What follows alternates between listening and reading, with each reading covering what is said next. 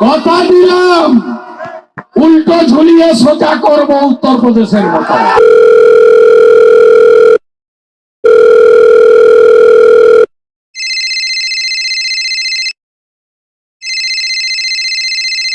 Hello, নমস্কার। আমি শুভেন্দু অধিকারী বলতেছি। কে বলতেছেন? Hello, hello. 2024 সালে এসে বাংলাদেশের মানুষের ভয়াবহ রূপটা দেখিস নাই? তারপরও জবান দিয়ে এই কথা কেমনে আসে যে তুই আমাদেরকে লটকাবি? এত বড় সাহস কোথা থেকে আসে? যে মুরগি বেশি কটকটায় সে মুরগি ডিম দেয় কম। হ্যাঁ, অবশ্যই বাংলাদেশের মানুষকে লটকাবো, কারণ আমাদের প্রভুকে তারা আটকায় রাখছে। আমাদের হিন্দু বলে গ্রাহ্য করে না, আমাদের হিন্দুদেরকে দাম দেয় না, টর্চার করে, জিম্মি করে উঠাই নিয়ে গিয়ে মারাত্মকভাবে শাস্তি দেয়। ধর্ম নিয়ে কথা বললে দোষ তো তোগো আগে হয়, কারণ তোরা যেভাবে রাষ্ট্রদ্রোহী শুরু করলি তাতে তো মুসলমানদের শেষ করার কথা। মুসলমানরা তো এখনো মাঠে নামেই নাই। মাঠে নামলে ধুয়ো হয়ে যাবি তোরা। যে একটা ছোট্ট দেশ আমাদের দেশের সাথে লাগতে আসে, ইন্ডিয়া আর কোথায় বাংলাদেশ।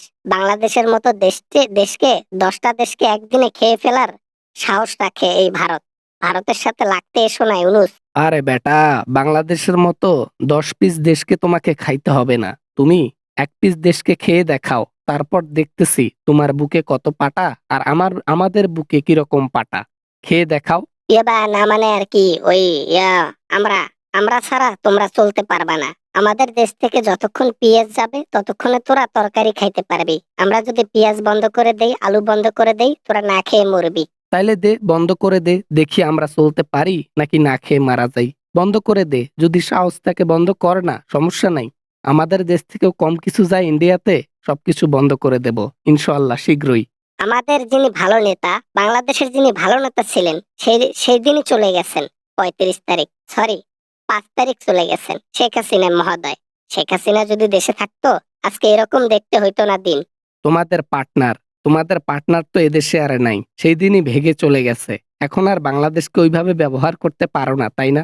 তাই তো বুকের মধ্যে এত জ্বালা পোড়া করে। বাংলাদেশটা ভালোভাবে চলতেছে কেন, আমরা সুযোগ পাইতেছি না কেন, আগে ভালো ছিল, অমুক তমুক, নানান চিন্তাধারা নাকি? আমি মোদিকে বলে সবকিছু বন্ধ করে দেব।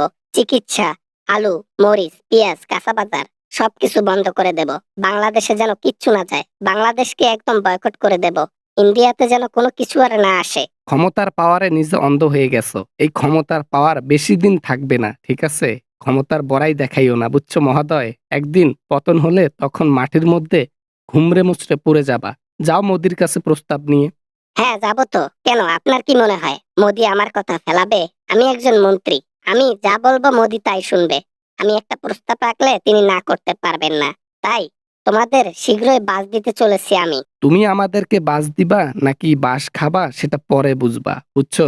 যাও আগে মোদির কাছে, দেখো তোমাকে উল্টো বাস দেয় কিনা।